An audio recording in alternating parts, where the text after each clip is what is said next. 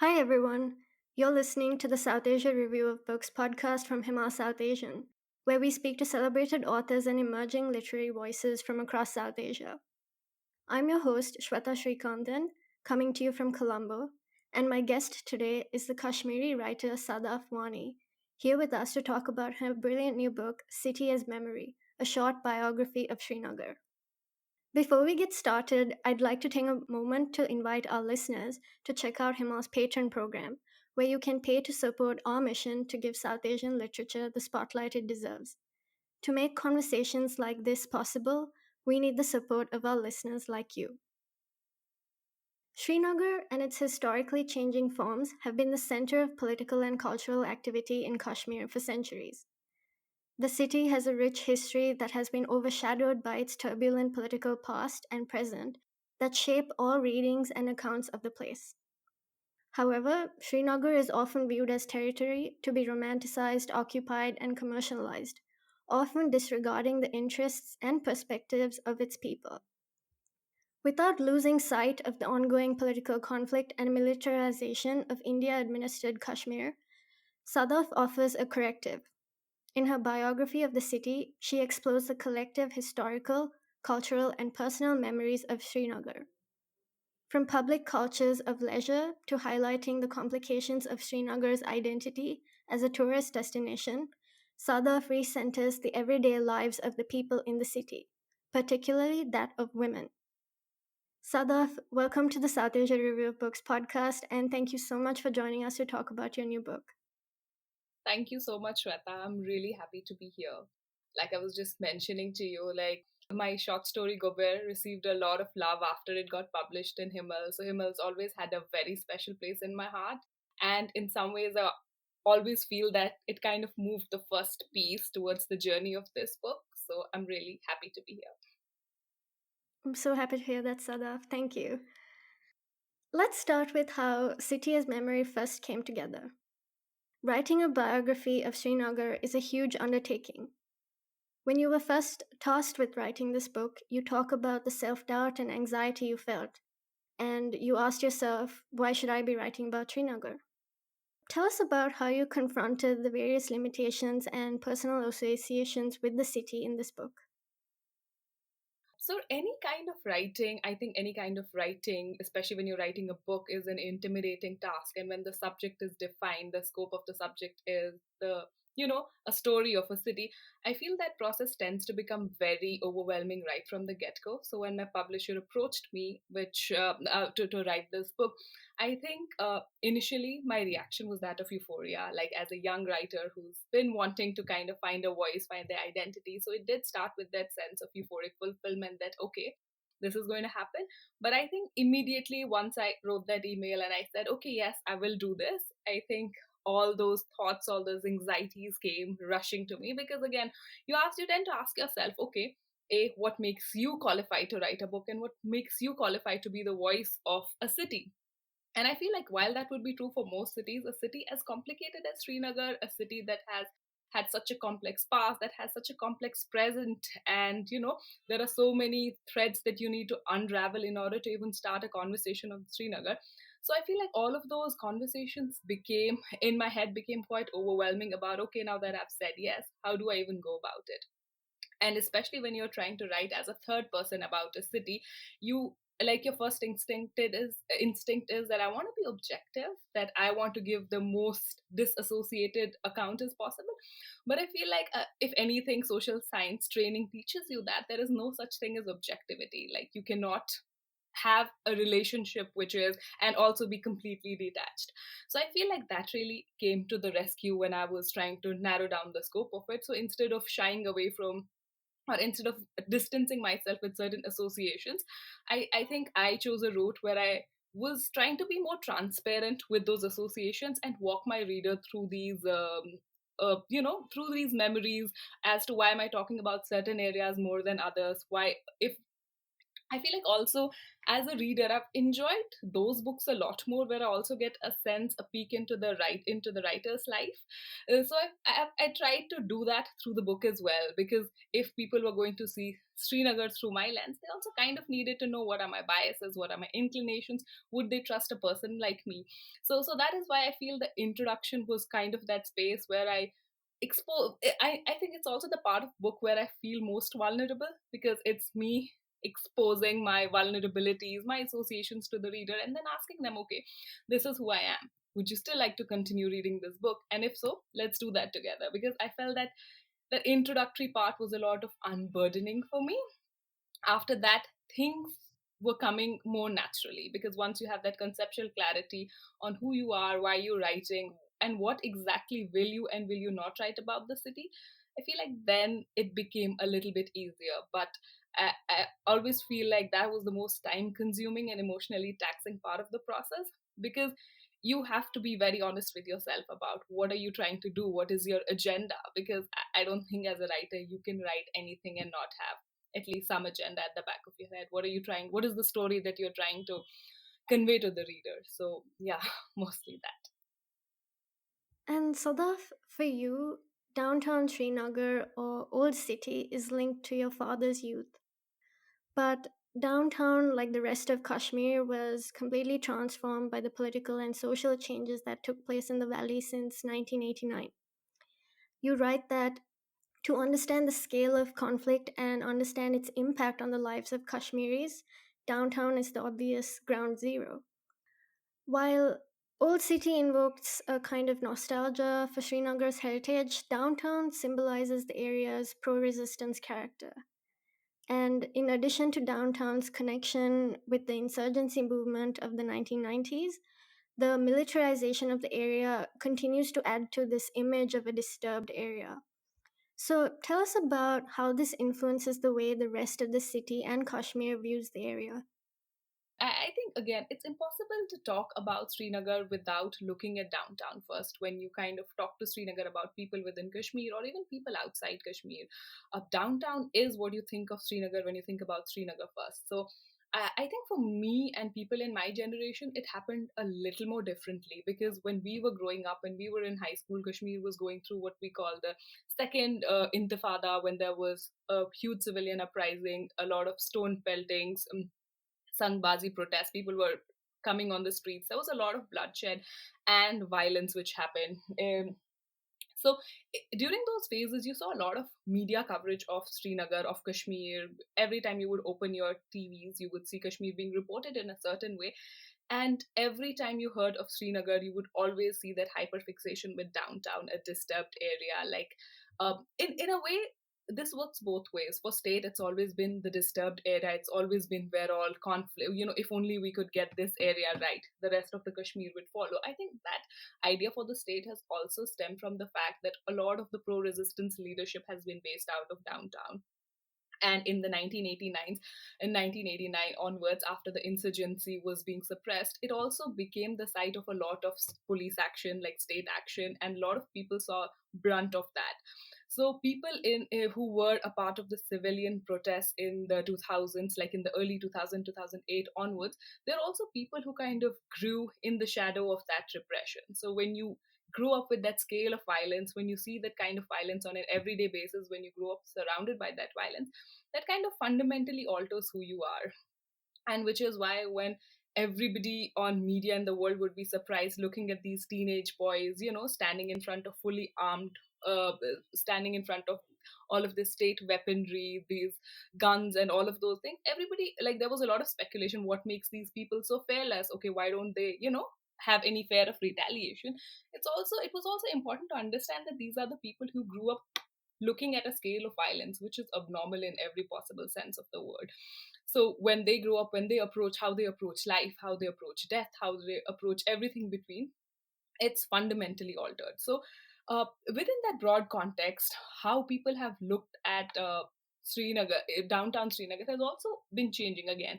In the 1989s, I also talk about how after downtown became that site of a police action, a lot of state action was happening. Like you would see a lot of encounters, there were a lot of torture centers around that area. You also saw a lot of outward movement from people who had been living there for many generations. So you saw a lot of outward migration. That had started happening a few decades before, because again, downtown is a small area which had started become congested. So people who were more affluent had started the process few decades earlier, but then you saw intense outward migration after the 1989, and which has continued in its scale till now. So with people who had traditionally been living in that area migrating outwards for better life, it also meant that people from other areas, or people who were on the lower economic strata, they could not afford to move out, which has also contributed to this image of downtown as a hub of urban poverty, drug abuse within Kashmir. So a lot of factors at play in contributing to this identity. It's again, historically, it's been, when you look at Srinagar, like demographically, what constitutes as the real Shahar, as I also explore in the book, has changed with every century. Okay, this area is the real Srinagar, that area is the real Srinagar. But that stretch of downtown has kind of held on to its historic importance for many, many centuries. And which is why it also has a lot of historical and cultural value. It's also kind of the hub where most of the artisans live, where most of things that Kashmir is known for, the handicrafts industry, its artisans, everything is based in downtown. So again, this is also where you see those contesting identities coming in. Everything that Kashmir holds dear is from downtown, but that at the same time you also see it's that at the very core of the resistance movement, at the very core of the anti-resistance action that transpired. And since then there has been a lot of outward migration and state neglect in terms of developing infrastructure. So it also suffers from a lot of issues that you would see any other area in an urban city, lack of infrastructure, no modern facilities, like everyday lives of people are difficult on also those accounts. So a very complicated place or version of Srinagar that you see there. But also again, like I explore in the book, that is also just one way to look at it, where you also look at it as a very grim place, but it's also a place that has a lot of life, and in a way it contributes to what life in Kashmir is. It kind of gives you that micro picture of what's happening in other places. So And speaking of offering a picture of what a place is like, a big part of what you explore in the book is that there is no formal memorialization in Srinagar. And in the absence of written records, the only access that Kashmiris have to their past is through these personal and collective memory. Neither the past 30 years of violence, oppression under various colonial rules, or the impact of various systems, these periods are not commemorated. There are no places for people to mourn, process, and to make sense of their histories. And as you've pointed out, there are barely any visual or material testimonies of the collective trauma that people have gone through in the recent past. But in the face of so much loss, disappearances, and erasure, projects like Muhammad Faisal's Museum of Kashmir become important in addressing the gaps between what we know of Kashmir and what is being reflected in official and unofficial mainstream records. Tell us more about this. So I think as a Kashmiri, when you live in Kashmir all your life, you don't realize how odd it is to not have these structures or not have any formal kind of memorialization of your own history. I think when I moved out of Kashmir for my own studies and I read a little bit and I went around different cities in India and later at other places, you kind of get baffled by the fact that how every other quote unquote normal city has preserved its past, has preserved even the violent or the worst periods that it has experienced. So when you see that once and then you go back to your home, it you find that quite baffling, that okay, we've been through so much in the past, even if we overlook other centuries, even in the past centuries we've gone through so much. Like there has been the Dogra uprising against the Dogra rule, then there was the accession to India, then there was the insurgency, and a lot happened in between these big spikes that we now use to trace the trajectory of Kashmir. So you find it baffling that within the city, when you move, when you kind of look at each other internally, there is no record. The only way that people remember things is just local history and local memory.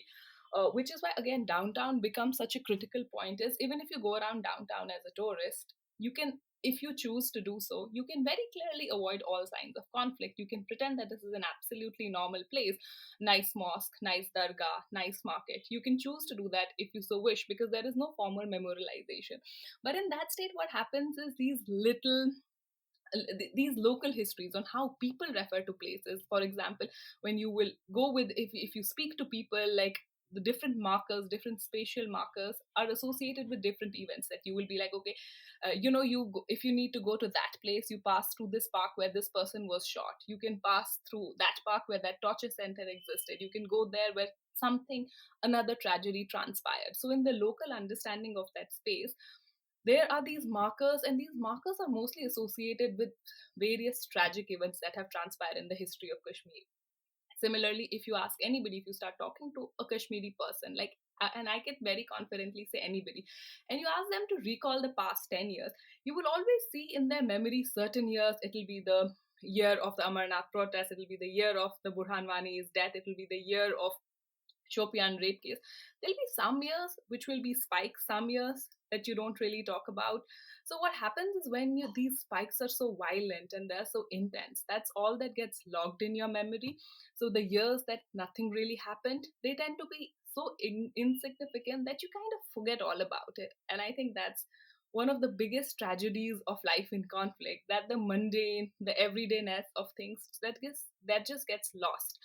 And which is why I feel like projects like uh, Faisal's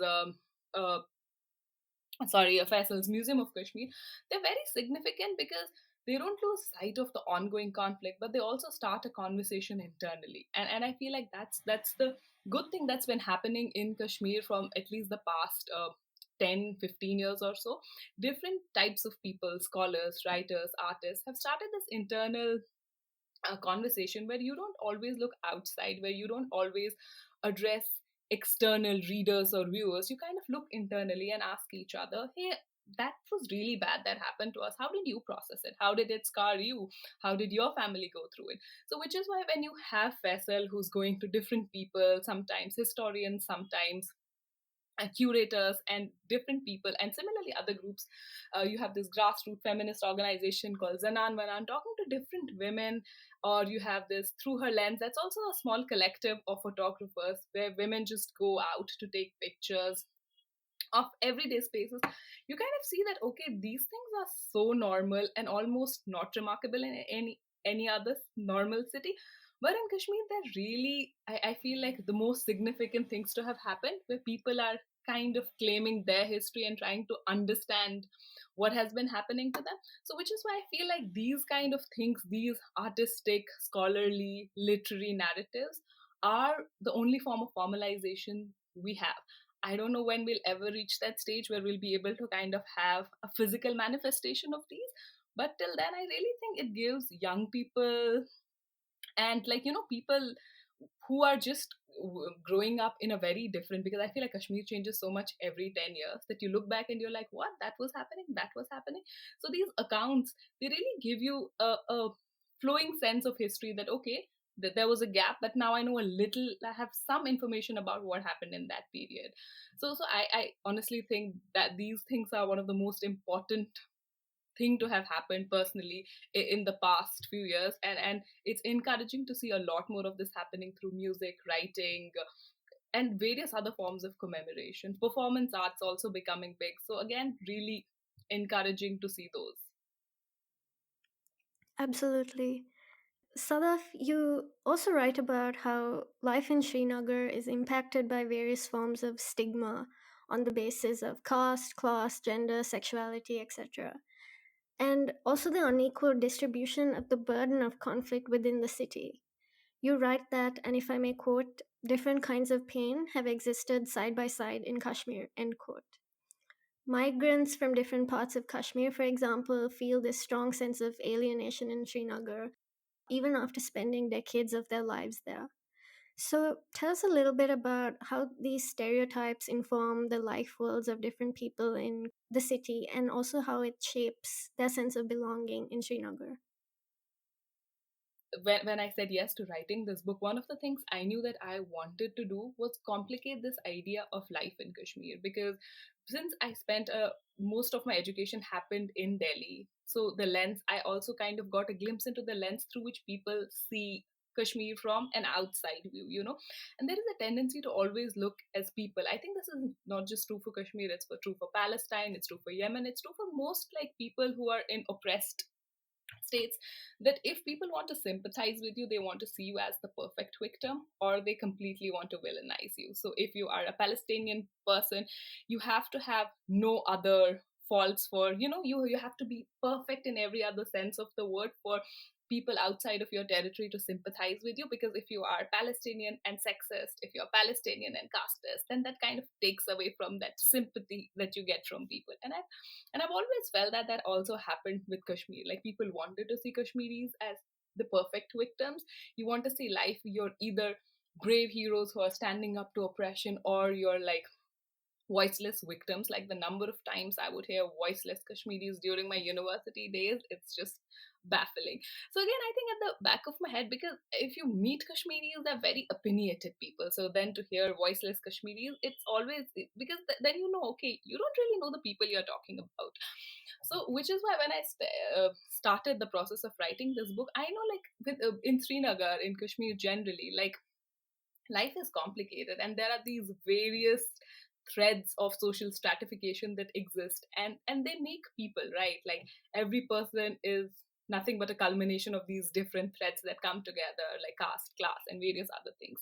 So I've always been curious about figuring out how this interplay works for women, particularly in Kashmir, which is why a lot of these examples, or a lot of stories that I have explored, have also been stories of women, and how they navigate various forms of these social stratification. You see, like, amazing people, amazing journalists like Saima Shakil, whose stories I explored a little bit, and they were like generous enough to share their stories with me. When they tell you how, like, even in bad times, for example, even if we try to remember 2008 to 2029 as a period where Kashmir was very turbulent. A lot of bad things were happening. Civic life was completely disrupted. There was no sense of normalcy.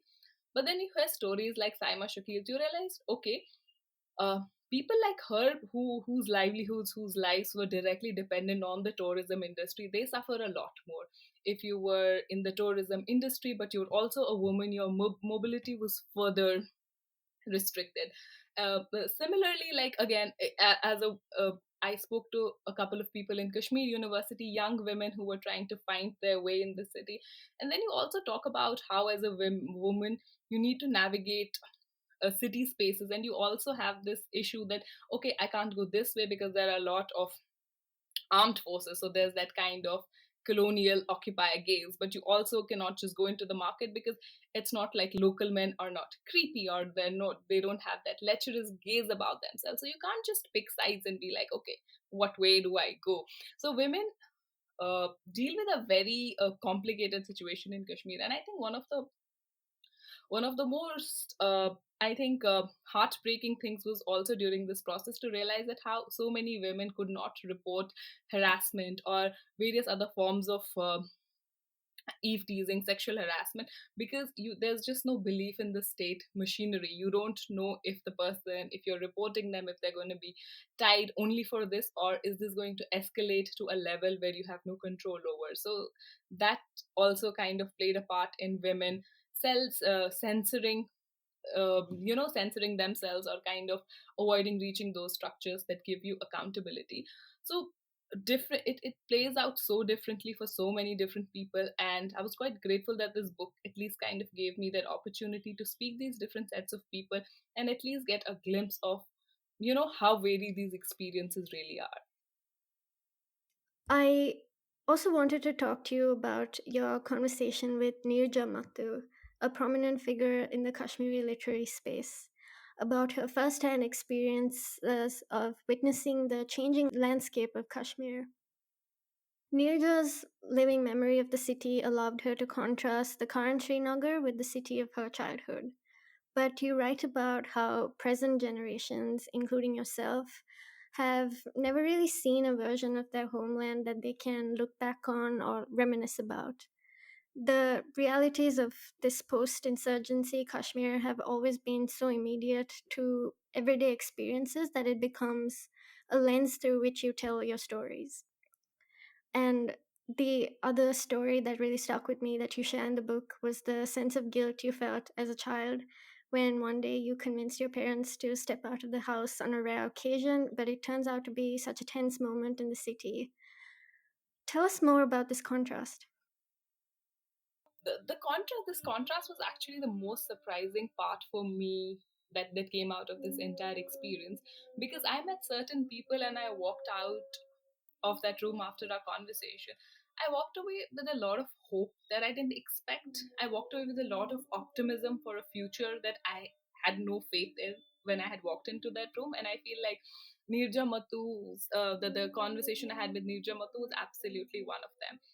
I think when you speak to people of their generation, of people who knew about Kashmir before the 1989, or the before the break of the insurgency, and also the lead up to that, or people like my father or my grandparents, you always heard growing up stories was Kashmira's nits, which means like Kashmir was not like this, Kashmir was not like this. And of course, in these retellings of the past, you tend to gloss over a little bit of nuance because you only want to remember the good parts. But you would still hear from your parents, oh, when we were growing up, we used to sleep on the rooftop, we used to sleep in our gardens, the doors were never locked, or and it always sounded like a very figment of somebody's imagination, or a very fanciful take on what our reality is. So I honestly grew up with a lot of anger towards these stories, because when I was growing up, we had to lock our houses by 5 p.m. because, and you would never open the door if this was a knock that you did not expect, because you never knew who's going to come knocking at your door. Similarly, the idea of being out at night at around 1 p.m., 10 p.m. was unheard of, because the city was never safe and leisure was the least of your priorities, because your focus was always on survival. I think in this regard, I spoke to Samir Hamdani, like he's an architect and also an author, and he had some very interesting insights of how, because the city changed so fundamentally, the architecture started responding to it similarly. Like before, like my parents said, that we used to have no locks, no doors, like you could seamlessly go from a neighbor's house to your house. But post insurgency, the city just started responding so differently towards the situation. People's compound walls started growing larger and larger. You could barely peek into your neighbors' doors anymore. Colonies started developing these gated structures, sometimes to keep away protesters, sometimes to keep away armed forces. So, again, because everything became so inward looking, their entire focus on that communal aspect of life was completely shattered. And I feel like that community is also what gives you that outlook, that gives you that hope. Okay, you and I together can create something beautiful, and we can create something which is progressive and which is for you and me. And I feel like growing up in Srinagar, growing up in Kashmir in the 90s or in early 2000s, I don't think anybody had that sort of communal reassurance that we could build something together, because everybody was so focused on being safe, being alive. So when I spoke to certain people like Nirja Matu, Vivek Rana, or even my father, these stories would come to you, and then you kind of realize how sad it is to not have these very basic minimum assurances of a normal life. So I think, speaking to Nirja Matu, when she could talk about the time they would go, like, I think again, it also not just social life, also ecologically, how much Kashmir had changed. When she was talking about her time, she said they would go to Kheer Bhavani in Dongas in the Dal Lake, and they would use the water of the Dal to make their tea. And we've seen, like, with not just with conflict, with also like neglect, over the past 20 years, Dal has become uninhabitable. Just if you start looking over the little stretch that is preserved for the tourist, you start looking over most of the lake, it's uninhabitable. It smells, looks, it's in a very it's like a dying lake right now. So when you hear these contrasts about what the place was, what it could have been if things probably had moved in a different direction, it kind of fills you with the sadness for yourself and for your people, and also for coming generations, because you never have anything to contrast this experience with. So before I moved to Delhi, I never knew what it means to live in a city where you don't have like 15 armed personnel within your 300-meter radius at all times. So I remember moving to Delhi, and first impressions in the first week being, okay, where are all the armed personnel? Like, that's what you think. I went to this area, the civil secretariat area, which is supposed to be the more government, where most of the government officials live, and the level of militarization there was like nothing compared to what you have in normal streets in Kashmir. So when I lived here for some years, and then I would go back in my summer holidays to Kashmir, and then the contrast would make itself more apparent that, okay, this is actually quite a lot. And I feel like that also happened for memories, because a lot of us grew up in an atmosphere which was never really normal. We never knew how bad it was what we had. And that's why intergenerational accounts, they really complicate and sometimes mess up with your idea of what your home is, what it was supposed to be, on how wrong things went from there. So in that sense, it was a very disorienting experience for me speaking to all these people. But also I feel like the good part from these conversations, why I left the room with much more hope, was because it also showed you that history does not start in 1989 or 1947, that Srinagar has a much longer history, and it has gone through so many ups and downs, and it has emerged as a different city in response to these circumstances every time.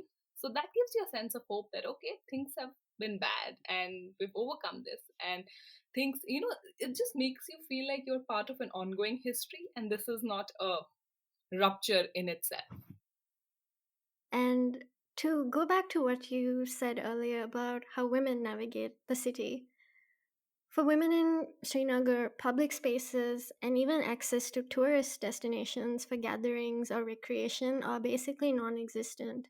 And the little space that they had is often made inaccessible by bunkers, surveillance, or various checkpoints on the way to see these places. So, tell us about how women in Srinagar are pushing back against this lack of space, everyday patriarchy, and sexism, and how they're navigating this added dimension of conflict and precarity of life in Kashmir. I mean, I've never seen women in Kashmir as non-agentic beings, and this is right from the time when you I was a child and I didn't even know what agency means. And I've always seen women around me as very assertive beings, people who know what they want, people who can, they've never been um, meek or submissive. And which is why when you hear these accounts, when you see Kashmir or Kashmiri women from an outsider's gaze, and how it's also been shown in popular media, for example, if you, which an exercise that I sometimes overtake is, I will just write Kashmiri women in the, and type and see the Google image results just to see what it shows you.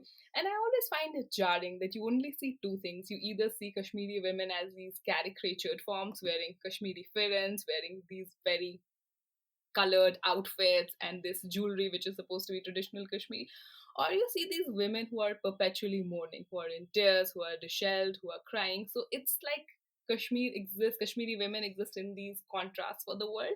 You're either this Kashmiri beauty that is so fetishized, that has been a subject of fetish of colonial gaze for centuries now, or you see Kashmiri woman as a disheveled, agentic person. And you see, I mean, I've had a lot of issues with photojournalism that has revolved around women's tears, because you want to uh, take these visuals of women at their most vulnerable moments to see how much Kashmir is suffering or how bad things are in Kashmir. But again, when you speak to Kashmiri women, or I feel like women generally, you see them, they're also more nuanced, more complicated beings. And they also, in Kashmir conflict for the past 30 years, they've not just been silent receivers of history. They've not had things happen to them which they accepted and they moved on with their lives. They also have been at the forefront of these complex negotiations where they did what they had to get to survive, to thrive, to also like grow, which is why these conversations with young Kashmiri women were very important to me, because I wanted to get a sense of where I'd heard from Nirja ji and a lot of people, of women in that generation, what their idea of leisure was. Like my bua would tell me like how she and my mother once sneaked into a theater like a movie theater in Kashmir, and how it was such an exciting, event for both of them. Something I found very difficult to visualize, because when I was growing up, all the theaters in Kashmir had been burnt, and the idea that I could sneak off with a friend without informing parents, and the paranoia that it would, start within the family, that was not something, that was not a rebellion. That seemed more serious, that seemed more grim than what she told me. So, which is why when women in the present generation, they negotiate with occupation, they negotiate with militarization, they negotiate with patriarchal gaze, and they do it in very complex ways. Like, I spoke to some brilliant women like Ifsha, who learned how to drive, because again, the agency that it gives you, how it reduces your dependence, and how she and her friends would go around the city, and that's how you reclaim your place in the city. Similarly, Kashmir and most cities in South Asia are very difficult for lovers, and it was very interesting to hear from people how they negotiate, particularly women, because again, you don't see women being presented as people who initiate these relationships, who initiate the movement. You somehow see, oh, they reached there. So taking a few steps back and seeing how these women initiated the steps, initiated despite all the odds to get what they wanted. Sometimes, if it was just meeting somebody you loved for a couple of hours, it was just seeing their face for a couple of hours. So that kind of fills you with hope that, also not just hope, but also, like, I don't know, you feel more optimistic about the future, that it is as grim as it looks, but of course there's a way through it. So that was something which was quite interesting to see, like women navigating for friendships, for love, for education. I also had the story of Zainab, who said few years ago, when she used to take public transport, so she experienced eve teasing, and it made her into a more closed off person, because she felt very, she even questioned whether she should continue studying or not, because being in the public transport, it exposed her to that discomfort that came with that patriarchal gaze. But now, about 10 years later, with like a master's degree and a PhD in progress, she feels more confident to go and travel on public transport, only to see how other women are handling this. In a way, she said nothing has changed. I could get eve teased 10 years later, I can still get eve teased, but I just feel better prepared. I just feel more assured as a person that I can handle this. So I feel like conversations like that just also shows you, in all of this, that there's also growth. There's also how women fight their place in the city. Absolutely. And after the abrogation of Article 370 in 2019, there were increased attempts to make the valley more reachable for tourists from the Indian mainland, and to also assure everyone that everything was back to normal in Kashmir. The gardens and Dal Lake are often packaged as kind of areas, pieces of paradise in the city that remain untouched by political conflict. But the locals, especially people who are directly linked with tourism, like the communities that live on the Dal Lake, have found themselves conflicted about which side of the narratives they should support, because the situation places their economic interests directly in opposition to their political interests. So, tell us more about this tourist gaze and how the manufactured sense of normalcy is used to portray and market Srinagar today. I think it's been something that is not a recent thing, but this is how Kashmir has been perceived historically for a really, really long time. I think before 1947, be it the British residency in Kashmir, or be it the Mughal rule in Kashmir, Kashmir has always been looked at as a health resort of sorts, as a recreational place where you go to forget things, to revive yourself, and to prepare for real life, in whatever sense and whatever that means. So this viewing of Kashmiris as these Asian, as people who inhabit this beautiful place. I think Mridu Rai has written very beautifully about it. Like, it's this idea when you look at Kashmir through a very colonial framework where Kashmiris and people are very incidental in this conversation. You always talk about the landscape, you always build up the landscape so much, but where do people stand there? That becomes almost insignificant. That's something that also happened during the Mughal rule. You saw Mughals coming to Kashmir, coming with all of their entourage, coming and starting a new city of Nagar at some distance where already Srinagar existed. Uh, and this new city was completely different from what was happening like in the rest of the city. In Nagar, you would hold celebrations, you would hold feasts, there would be a cultural exchange happening with different poets, writers, scholars from South Asia.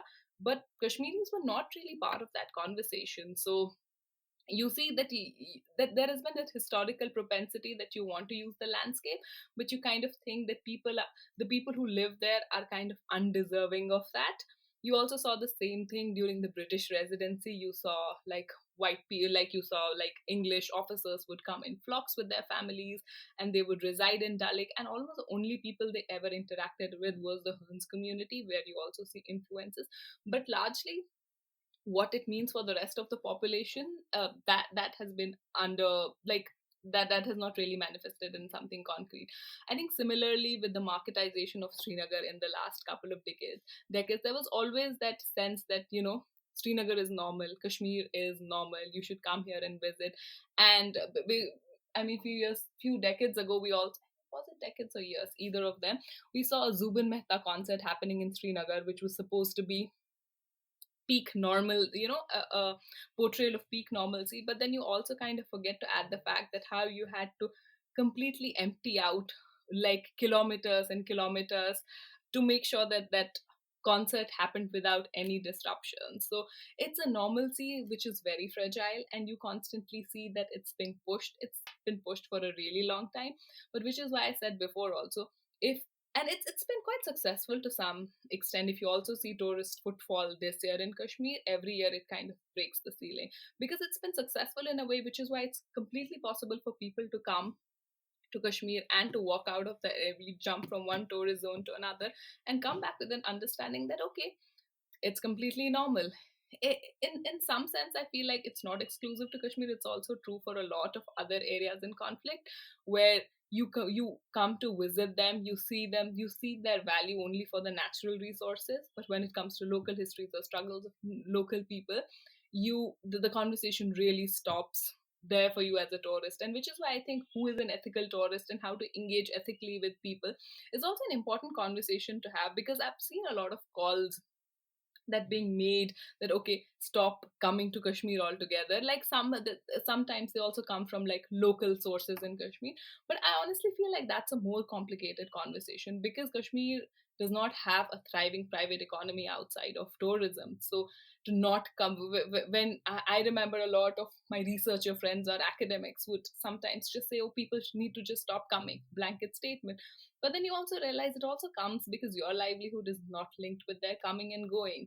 When you speak to people whose livelihoods depend on the houseboat economy, they depend on tourism, then you see that okay, those are like, the shawl weavers, paper mache artists, then you see that okay, it's not a black and white situation where you're like, oh, either come or don't come, but like there has to be a way of ethically engaging in tourism also for places of conflict. So yeah.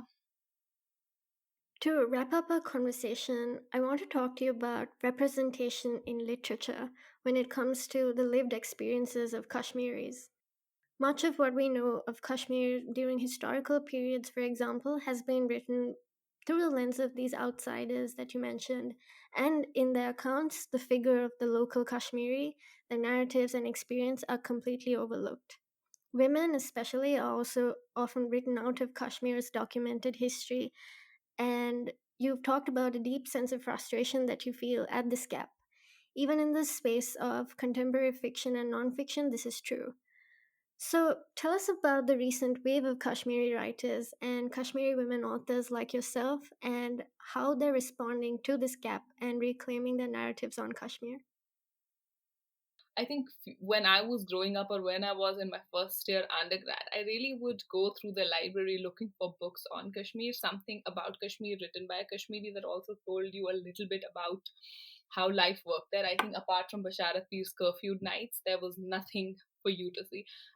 One of the most important books or important writers recently, I do feel, is Farah Bashir, because that's one of the first memoirs, her Rumors of Spring.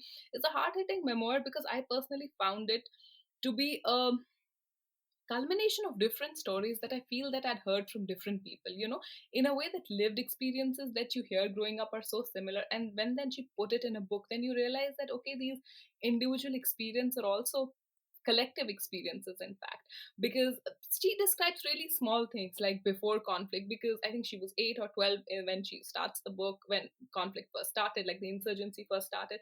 Little things like how her mother made the gravy really thick and soupy, versus some years later when it's just started being watery and a lot of oil, and she was like, what happened? It's these small ways, these perceptive ways in which sometimes only women observe.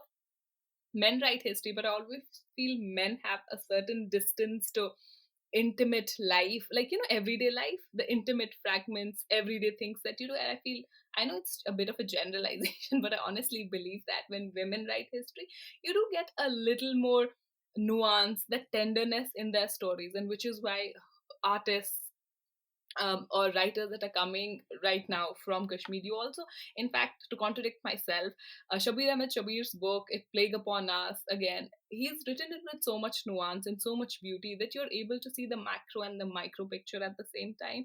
So, this wave of new writers, I think what it helps is have that conversation internally where you're looking at each other and talking to each other and not necessarily addressing people outside. So I feel for a society to make sense of what has happened to them, to find, I don't know if you can still find a resolution, but you can at least process what has happened and not be, and try to make yourself not be stuck anymore in that one period or in that one moment. I think this is incredibly helpful. Similarly, I think when I was growing up, MC Cash was one of the very first rappers that came out of Kashmir. And for the first time, you saw like a lot of what you were feeling, the angst, the injustice, what you were feeling, being spoken out loud on a public platform. And you were both scared but fascinated by him.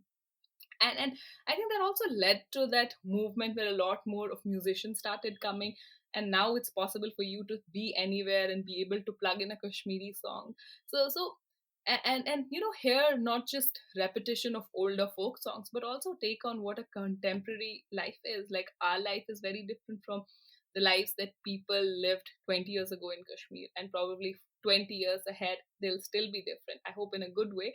But I think that people responding to the reality of their times, it just gives you that thread that, okay, that ongoing reality is changing and this is how we're responding. So you kind of feel like that a part of a community, that community that you feel you were robbed of in for many many years. So I think this is just the starting of rebuilding that, or putting something together which has that semblance of community. Sadaf, thank you for the wonderful conversation and for taking the time to speak with us today. It was an absolute pleasure to have you on the podcast, and congratulations again on the new book. And I hope to see more of your writing out there in the world soon. Thank you so much, Shweta. I think your questions were really like engaging, and I enjoyed responding to every single one of them. And it also shows that you've really engaged with the book, and I feel really happy to see that. And it's been such a lovely conversation. And as always, I love being associated with Himal in any capacity. So thank you so much for having me.